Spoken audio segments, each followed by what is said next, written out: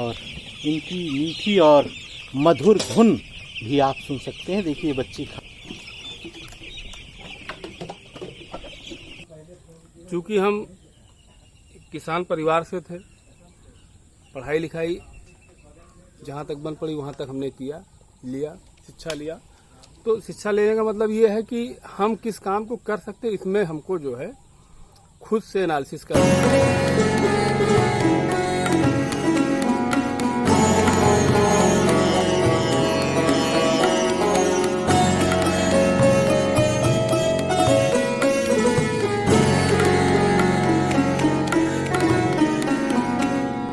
मित्रों, मैं आप लोगों को इस वीडियो में आज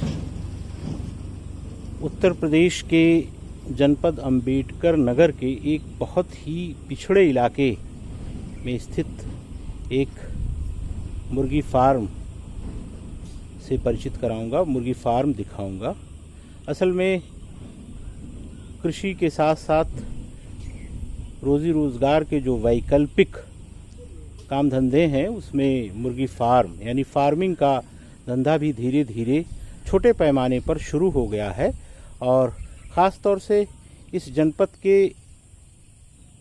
एक हिस्से में छोटे छोटे जो किसान हैं वो अपनी रोज़ी रोटी के लिए वैकल्पिक कार्यक्षेत्र के रूप में पोल्ट्री के इस व्यवसाय को चुन रहे हैं। हालांकि इधर जब से कोरोना महामारी आई है तब से हर काम धंधे के साथ साथ इस पर भी बहुत अधिक इसका असर हुआ है। बहुत सारे किसान इससे टूट गए हैं। लेकिन मैं आपको एक किसान जो कि पढ़े लिखे हैं लेकिन अब ये खेती के साथ साथ इस व्यवसाय में उतर आए हैं, तो आज मैं उनके इस व्यवसाय से संबंधित विभिन्न चीज़ों को आप लोगों को दिखाने की कोशिश करूंगा। देखिए इनका फार्म है, इसका एक हिस्सा है बहुत बड़ा, लगभग ये बताया इन्होंने कि इसमें एक हिस्से में 5000 बच्चे रह सकते हैं, जो कि 1-1.5 महीने में खाने योग्य हो जाते हैं। तो मैं अब आपको अंदर ले चलता हूँ। तो देखिए इन्होंने अभी बताया मुझे कि ये बहुत सारे बच्चे इनके जो तैयार हो गए हैं वो उठ भी गए हैं, लेकिन अभी भी ये बिल्कुल तैयार बच्चे हैं। और आप देख सकते हैं कि तैयार हैं, बस इनको यहाँ से उठ करके बाज़ार में पहुँचना है। आप देख सकते हैं इसकी भव्यता और पूरी व्यवस्था को भी आप देख सकते हैं किस तरीके से इन लोगों ने यहाँ पर व्यवस्था अपनी बनाई है। देख सकते हैं कम पैसों में इन लोगों ने तमाम जो आवश्यकताएं होती हैं उन आवश्यकताओं को पूरा किया है। ये देखिए पानी और चारे के लिए फार्म में व्यवस्था है। ऊपर से इनकी ये पाइप के ज़रिए पानी की सप्लाई होती है। लगभग इनका कहना है कि यहाँ पर 3000 ये बच्चे हैं और 2 किलो के लगभग ये बच्चे हो गए हैं। अब जल्दी ही बस 1-2 दिन में ही यहाँ से उठने वाले हैं। तो ये लोग पहले छोटे हिस्से में इसको तैयार करते हैं, थोड़ा बड़ा हो जाता है, फिर वहाँ ले आते हैं। मित्रों, वैकल्पिक आय के साधन के रूप में ये एक बहुत ही अच्छा धंधा है, लेकिन इन लोगों का कहना है कि अगर थोड़ा सा सरकार ध्यान दे दे इस तरफ, यद्यपि योजनाएं बहुत सारी हैं लेकिन उन योजनाओं का ज़मीनी स्तर पर क्रियान्वयन ठीक से नहीं हो पाता है और किसानों को जो लाभ मिलना चाहिए वो लाभ नहीं मिल पाता है। अगर वो लाभ मिल जाए तो किसान इससे अच्छी आमदनी करके अपने जीवन स्तर को ऊंचा उठा सकता है। देख सकते हैं आप, ये हिस्सा है जहाँ से इनके ब्रॉयलर उठ गए हैं और इसकी साफ़ सफाई भी ये लोग करते रहते हैं। और देखिए अभी इस किसान ने कुछ दूसरी नस्ल के, जिसको कि आप देसी भी कह सकते हैं, और उसको भी कुछ बच्चे इनके पास हैं और यहाँ पर इन लोगों ने पाल रखे हैं। आप देखिए बहुत ही सुंदर खूबसूरत बच्चे। इस पोल्ट्री फार्म के दूसरे शेड का हिस्सा है, ये भी बहुत बड़ा है, लगभग 200 फीट से ज़्यादा लंबा है। तो मैं इनके कर्मचारी से निवेदन करूंगा कि आप इसको खोलिए। देख सकते हैं आप, सब जुगाड़ की व्यवस्था आप यहाँ देख सकते हैं। आइए सर। देखिए ये इनके बच्चे हैं।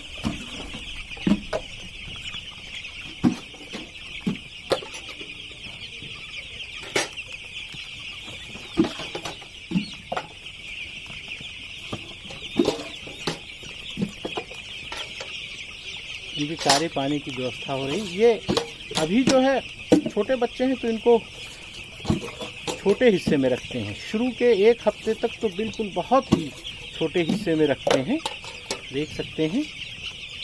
और इनकी मीठी और मधुर धुन भी आप सुन सकते हैं। देखिए बच्चे खा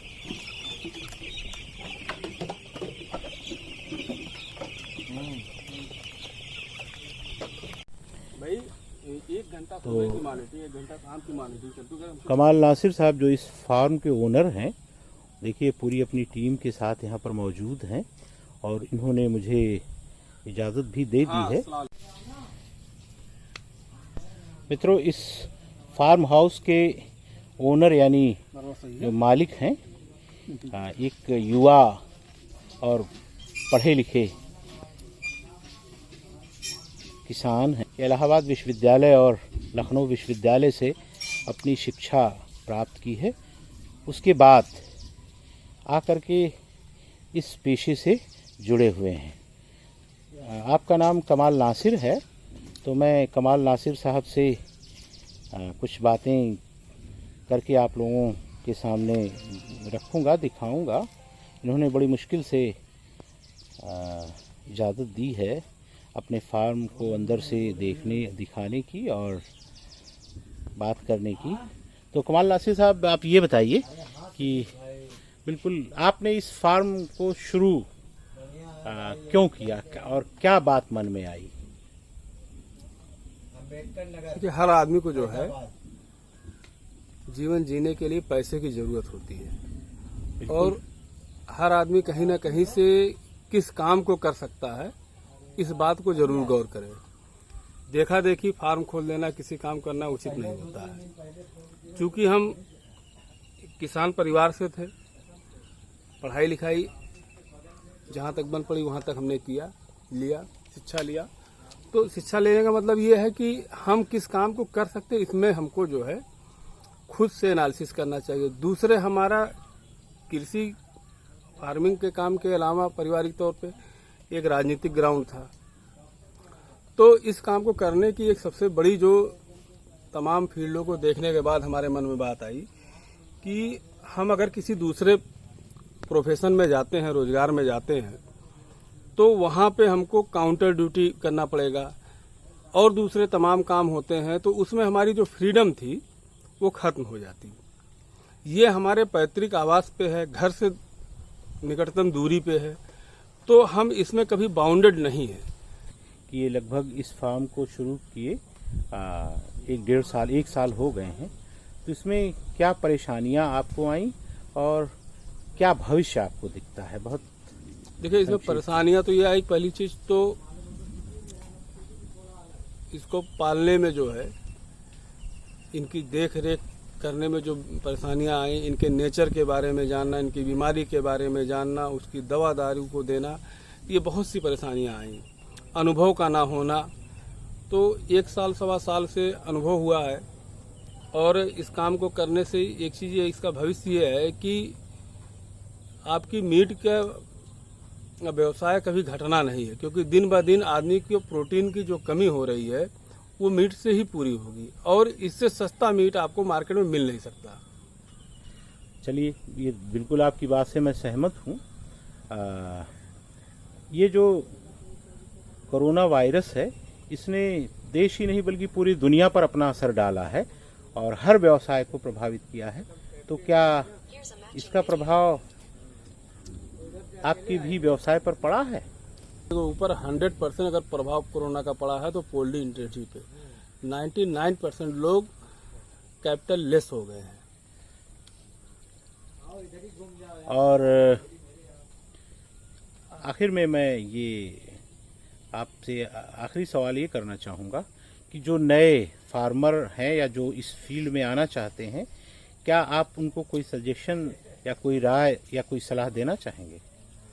देखिए, कोई भी नया आने के लिए उसके लिए सजेशन ये है कि डायरेक्ट वो फील्ड में ना आवे, कहीं ना कहीं से, चाहे किसी फार्मर के साथ रह के या तमाम जगह उसकी ट्रेनिंग होती है, वहाँ से ट्रेनिंग लेके फिर उसको देखे और तब वो डिसीजन ले कि हम इस काम को कर पाएंगे कि नहीं कर पाएंगे।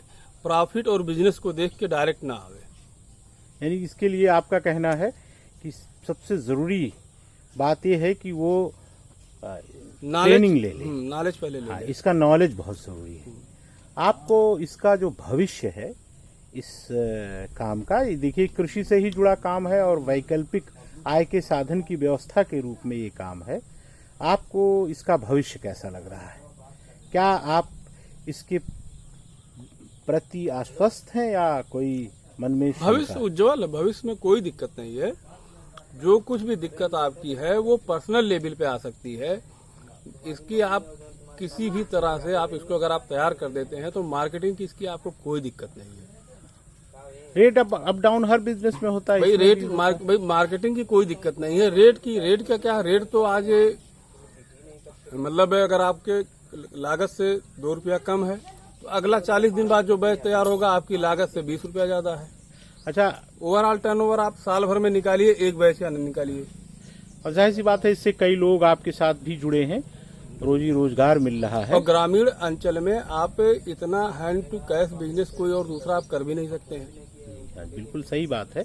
बस ये है कि थोड़ा सा टेम्परामेंट की जरूरत है। भाई जैसे हमारा 10,000 का पोल्ट्री फार्म है, 5-5 हजार की हम एक यूनिट चलाते हैं। 40 दिन में अगर हम 8 लाख का टर्नओवर एक फार्म पे करते हैं और 60 दिन में हम 16 लाख 17 लाख का कैश ट्रांजैक्शन करते हैं, तो ग्रामीण परिवेश में इतना हार्ड कैश ट्रांजैक्शन आप किसी बिजनेस में नहीं कर सकते। अच्छा, ये अंतिम सवाल कि अगर कोई नव प्रवेशी यानी अगर इस बिजनेस में कोई आना चाहता है और आपसे अगर किसी भी तरह की हेल्प लेना चाहता है, मदद लेना चाहता है, तो क्या कोई भी नया आया तो हम उसको हेल्प करेंगे पूरी। और अगर नया कोई खोलना चाह रहा तो अपने नियरेस्ट जो भी फार्म हो उसके टच में 1 साल कम से कम रहे, क्योंकि ये बहुत नाजुक चीज होती है। पूरे साल में जैसे 4 मौसम होते हैं और चारों मौसम में इनको रखने और देख रेख का तरीका अलग अलग होता है। भाई आप ठंडी का देखेंगे तो गर्मी धीरे धीरे बसंत ऋतु में इसका चेंज हो जाता है, फिर गर्मी आती है उसमें इसका चेंज हो जाता है रखने तरीका, रखरखाव जो है। फिर आप बरसात में इसका रखरखाव चेंज हो जाता है। तो जो 1 साल की जो पूरी एक साइकिल है जी, वो आपको पूरी मेंटली आप प्रिपेयर रहें कि इन पूरे 1 साल की साइकिल में आप कभी भी किसी महीने से शुरू करें तो आप मैच्योर इस स्टेज में रहें कि हमको इन समस्याओं को देखना है, ना कि परेशान होना है। चलिए, बहुत बहुत शुक्रिया आपका। आपने अपने इस फार्म को देखने की मुझे इजाज़त दी और उसके साथ आपने कुछ अच्छी अच्छी बातें भी बताई, जिससे निश्चित रूप से जो हमारे व्यूवर हैं, हमारे दर्शक हैं, उनको फ़ायदा होगा। और बहुत सारे ग्रामीण क्षेत्र के जो नवयुवक हैं, मुझे लगता है कि उनको आपसे प्रेरणा लेनी चाहिए। और मैं ग्रामीण भाइयों से, ख़ास तौर से नवयुवकों से ये ज़रूर निवेदन करूंगा कि देखिए, पढ़ लिख करके उच्च से उच्च शिक्षा प्राप्त करके केवल आप नौकरी या उससे जुड़े व्यवसायों के बजाय आप जो ग्रामीण जीवन, जो भारत की जान है, भारत का जो मूल है, उसमें आप काम कर सकते हैं। तो कमाल नासिर साहब, बहुत बहुत शुक्रिया आपका। Thank you.